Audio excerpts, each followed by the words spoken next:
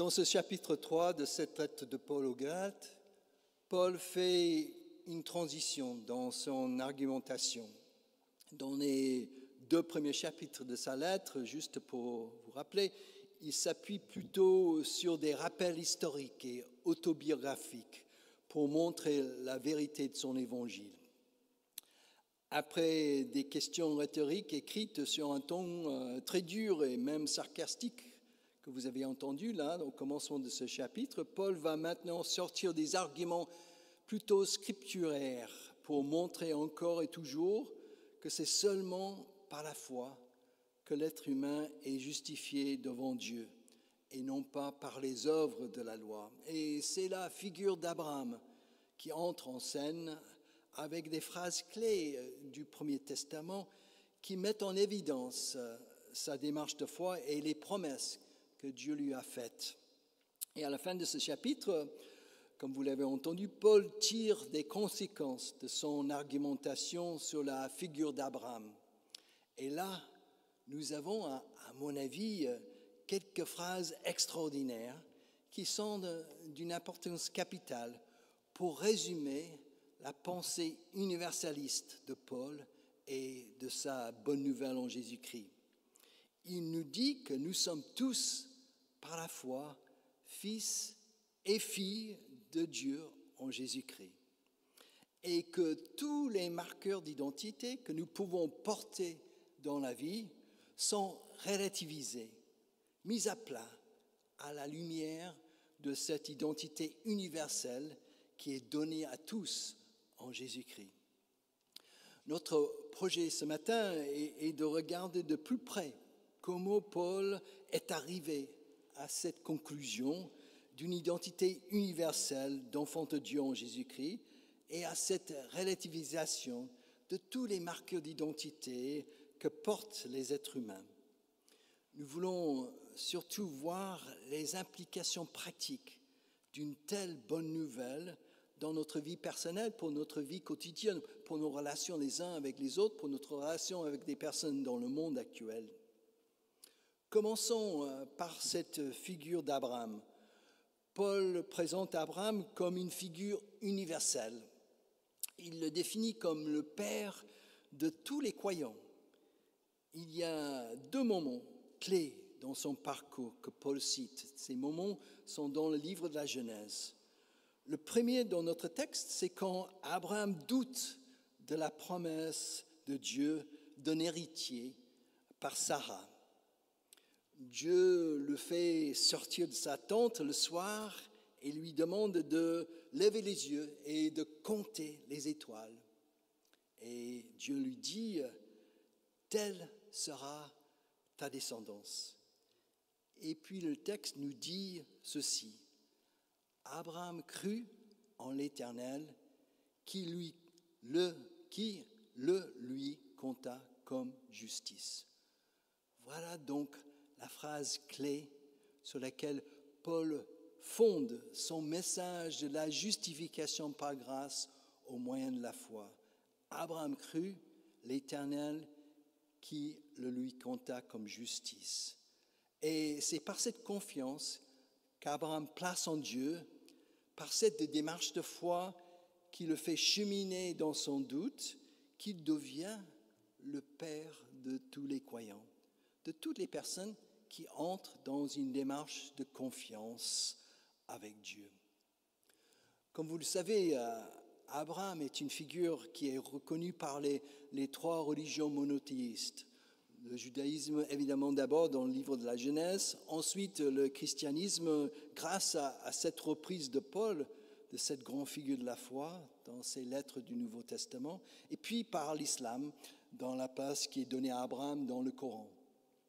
Abraham, par sa foi, est une figure universelle, une figure d'unité dans une démarche de foi qui est souvent mise en avant dans les différentes démarches de dialogue interreligieuse.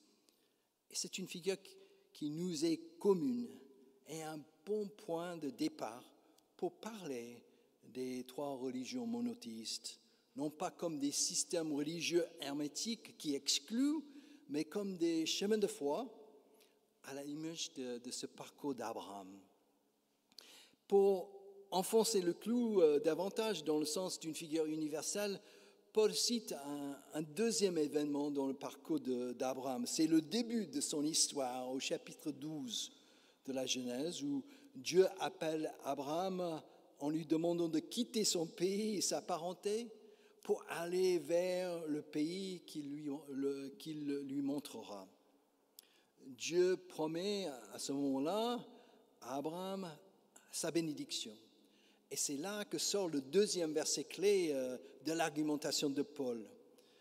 Dieu dit à Abraham, « Toutes les familles de la terre seront bénies en toi. » Et voilà une bénédiction universelle qui vient soutenir cet argument de Paul. Juifs et non-juifs, sans distinction, sont au bénéfice de cette bénédiction universelle promise à Abraham et maintenant accomplie en Jésus-Christ, la descendance d'Abraham. Et c'est maintenant par la foi que cette bénédiction s'opère pour tout être humain et non pas par les œuvres de la loi. Dans notre démarche de foi aujourd'hui, quelle est l'importance de cette figure d'Abraham? Quelle est la place d'Abraham dans ta démarche de foi? Abraham nous parle d'un Dieu qui nous appelle à nous mettre en marche dans les différents moments de la vie. Chacun entend cet appel de manière différente. Ça peut passer par un verset biblique, ça peut passer par une discussion avec un ami, ça peut passer dans un temps de prière. On sent que Dieu est là et nous indique un chemin. Et ce qui était bien, c'est qu'Abraham nous parle d'une foi qui est comme une marche quotidienne, basée sur la confiance avec Dieu. C'est une marche quotidienne où chaque jour on met nos pas les uns devant les autres pour marcher avec Dieu. Cela nous parle, quand nous évoquons la figure d'Abraham, comme ça, comme une marche quotidienne par la foi et comme un rassembleur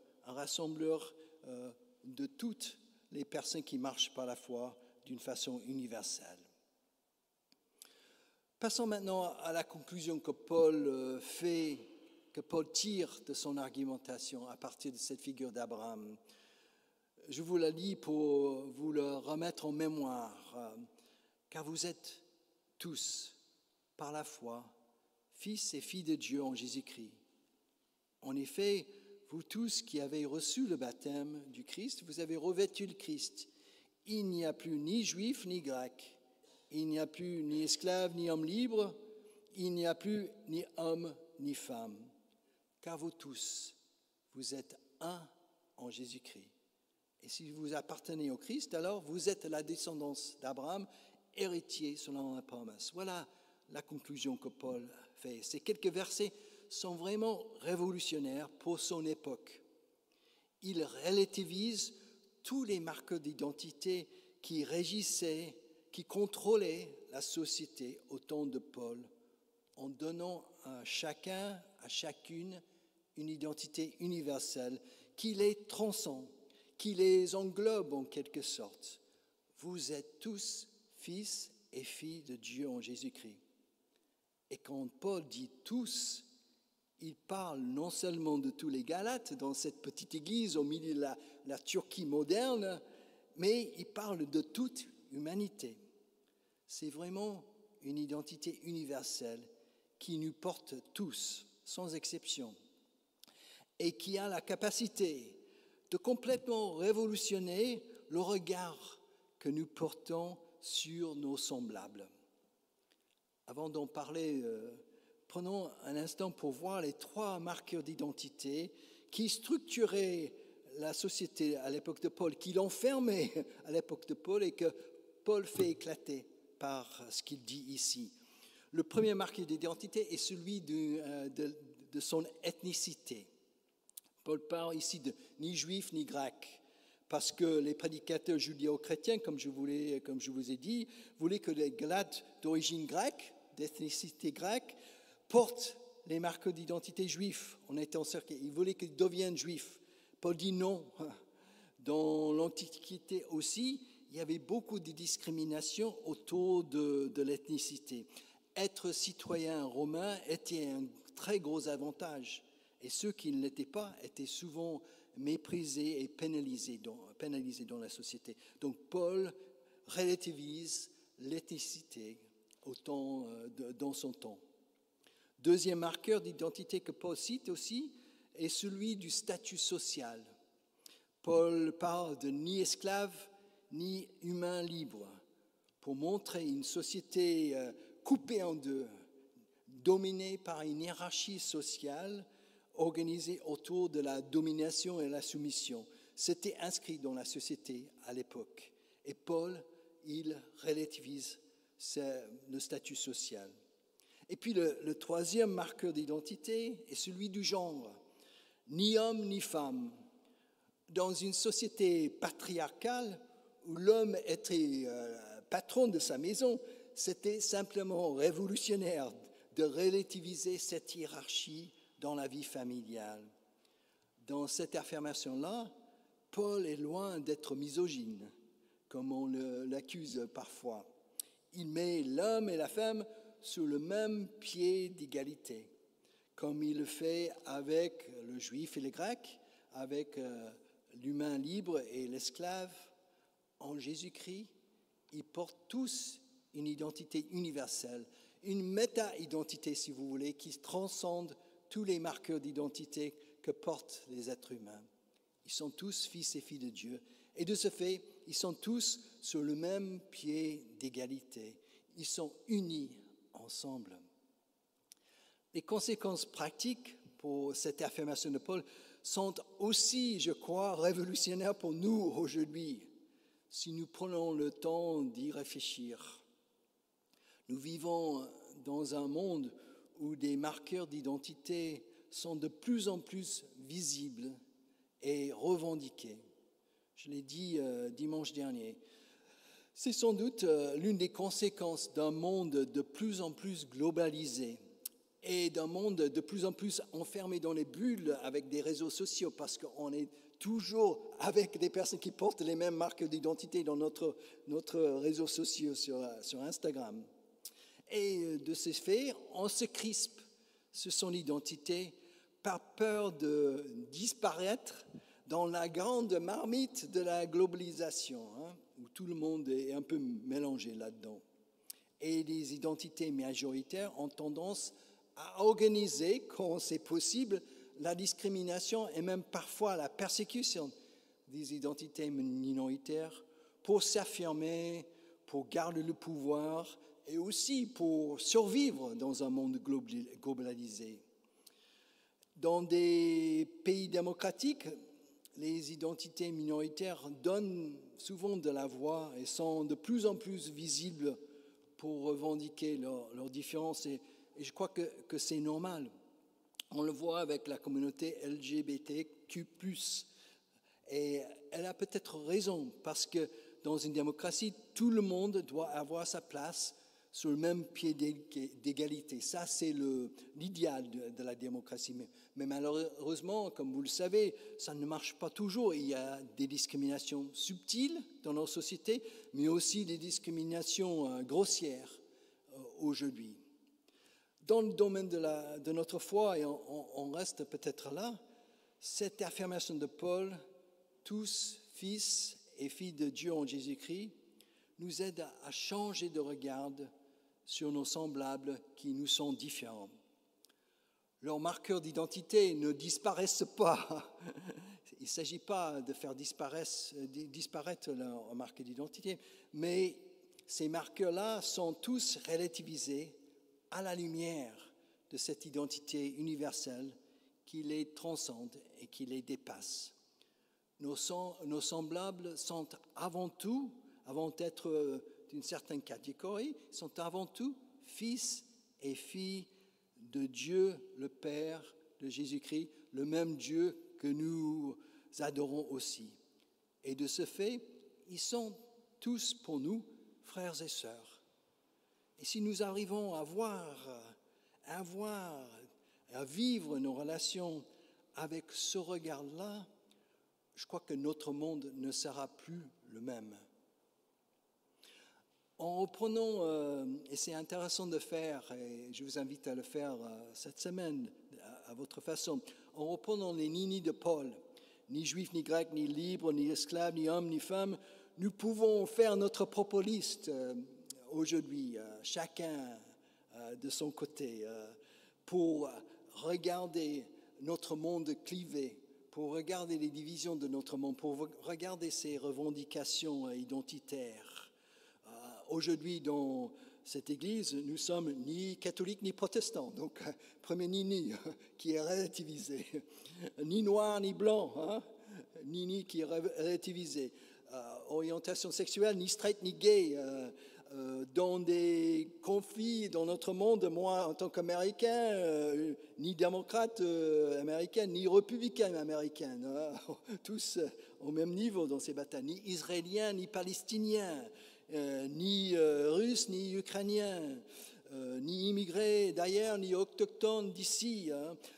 On peut regarder notre société et mettre très clairement ces clivages dans ces ninis pour les relativiser, pour essayer de dépasser nos préjugés, afin de trouver, quand c'est possible, à notre niveau, un terrain de dialogue, de rencontre, d'apaisement et de compréhension mutuelle. Et au niveau de nos politiques, c'est autre chose. Cela ne veut pas dire que nous éliminons le débat sur ces clivages, sur ces grandes questions de notre société. Ça ne veut pas dire ça, non, pas du tout, que ces marques d'identité soulèvent, parce que ces débats sont légitimes et il faut les avoir. Mais cette façon de dire nini nous aide à éviter les clivages définitifs et des stéréotypes trop faciles qui n'aident pas à avancer. Elle nous pousse à commencer le dialogue par ce qui est positif, la facture d'unité de notre humanité, tous enfants de Dieu, au lieu de commencer par nos différences qui nous séparent, nos marqueurs d'identité. Et la seule façon de voir si cela change quelque chose dans notre vie personnelle, et d'essayer, peut-être cette semaine, de faire votre liste, d'essayer de regarder, lorsque vous allez au travail, vous vous baladez à Paris, essayez de remarquer les différences et de faire ces ninis et de voir si c'est possible de les relativiser. Pour terminer notre temps, je voulais évoquer rapidement la deuxième bonne nouvelle de cette affirmation révolutionnaire de Paul, cette conclusion qu'il fait. Oui, nous sommes tous fils et filles de Dieu en Jésus-Christ, et en adoptant ce regard sur nos semblables, nos relations avec nos semblables peuvent être transformées, peuvent changer, mais Paul nous dit aussi un signe fort de cette identité universelle en Jésus-Christ que nous portons en tant que chrétiens et qui pourrait nous porter individuellement et collectivement dans notre marche. C'est notre baptême. Paul dit à ce propos, vous tous qui avez reçu le baptême du Christ, vous avez revêtu le Christ. Nous disons souvent dans ce lieu que notre baptême est le signe visible de la grâce invisible de Dieu, de cet amour premier de Dieu dans notre vie. C'est le signe. Il n'est pas la réalité de cette grâce ou de cet amour, il est simplement un signe. Et de ce fait, pour nous, en tant que protestants, le baptême n'est pas nécessaire pour croire en Dieu, pour croire en Jésus-Christ, pour être justifié par grâce au moyen de la foi en Jésus-Christ, pour utiliser le langage de Paul. Nous relativisons donc l'importance du baptême en tant que protestants. Mais quand même, le baptême, c'est quelque chose que nous portons. Et je trouve que l'image que Paul donne dans son affirmation ici a une puissance spirituelle formidable pour notre vie de tous les jours. Paul parle de notre baptême comme d'un vêtement que nous portons au quotidien. Un vêtement, hein? Le vêtement du Christ mort et ressuscité. Nous sommes unis à Christ en portant ce vêtement au quotidien. Pour le dire comme Paul, nous sommes crucifiés avec lui et ressuscités avec lui pour une nouvelle vie. Luther parlait de notre baptême comme un baptême quotidien où chaque jour nous sommes invités à mourir avec le Christ à tout ce qui nous éloigne de Dieu et de ressusciter à tout ce qui nous approche de Dieu et des autres et de vivre cette nouvelle vie dans la lumière de la résurrection. Un baptême quotidien, Luther parlait de sa compréhension du baptême. Donc, nous pouvons aussi voir tous nos marqueurs d'identité. Si on revient à cette question de marqueurs d'identité, nous pouvons les voir comme des vêtements que nous portons dans la vie, nos marqueurs d'identité. Par exemple, moi, je suis mari de Patricia. Ça, c'est un marqueur d'identité que j'ai. Je suis père de 3 enfants. Je suis grand-père d'une petite fille qui s'appelle Kobe. Je suis pasteur, je suis américain, je suis démocrate. Je porte toutes ces marques d'identité comme des vêtements que j'enfile. Je les enfile pas tout le temps. Parfois, je suis mari, parfois, je suis pasteur. Ici, je porte ce vêtement pour... Donc, vous voyez, on a tous ces vêtements que nous portons, mais par-dessus de toutes ces identités que nous portons notre baptême. C'est par-dessus que ça vient, notre baptême, pour nous unir au Christ. Et c'est ce baptême qui me dit que je suis fils bien-aimé de Dieu. Et je le porte tous les jours, si je m'en souviens. Et c'est ce vêtement-là qui me dit qui je suis réellement quand je doute, quand je me trompe de chemin, quand je perds ma joie ou mon espérance. Mon baptême me donne confiance pour aller de l'avant, pour tracer mon chemin sous le regard bienveillant de Dieu, pour trouver la joie, pour trouver une espérance au cœur de nos difficultés de la vie. Vous voyez, ce vêtement qui est notre baptême, que nous portons par-dessus toutes nos identités, nous porte vraiment dans la vie, si nous le laissons faire, si nous revenons chaque jour constamment à son sens spirituel, au milieu des hauts et des bas de notre vie quotidienne. Nous sommes portés par ce baptême, nous sommes portés également par la figure d'Abraham, le père de tous les croyants, et par qui toutes les familles de la terre sont bénies. Nous sommes également portés par cette identité universelle de fils et de filles de Dieu qui nous aide à trouver l'unité de l'humanité et nous aide à relativiser nos différences. Voilà ce que nous portons dans ce temple ce matin. Amen.